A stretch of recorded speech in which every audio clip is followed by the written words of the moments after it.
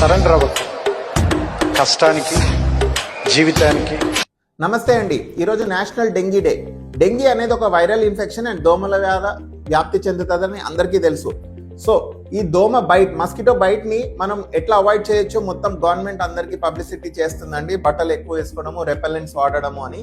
కానీ ఈ దోమలను నివారించడం ఎట్లా అనేది నేను చెప్తాను. డెంగీ అనేది కేవలము జ్వరం లాగా వచ్చి తెల్ల రక్త కణాలు తగ్గిస్తుంది అన్న విషయమే కాదండి. ప్లేట్లెట్స్ లో అయితే అనే కాదు, డెంగీ బ్రెయిన్ కూడా సోకొచ్చు, ఫిట్స్ రావచ్చు అండ్ మనిషి స్పృహ కూడా తగ్గిపోయి ప్రాణాపాయ స్థితిలకు కూడా వెళ్ళొచ్చు. సో డెంగీని వ్యాప్తి చేసేది ఏడిస్ ఈజిప్టి అనే ఒక బ్లాక్ అండ్ వైట్ కలర్ ఉండే దోమ అండి.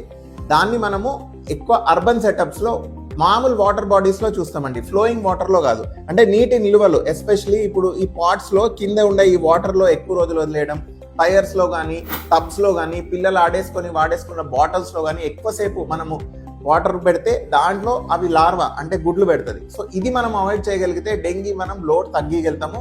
సో నీటి నిల్వలు ఉండకుండా చూసుకుందాం అండ్ డెంగీని తరిమి కొడతాం. ఓకే, మీ అందరు హెల్దీగా ఉండండి. ఇది పిల్లలకు కూడా సోకుతుందండి, చాలా dangerous virus. Stay healthy, stay happy. Thank you.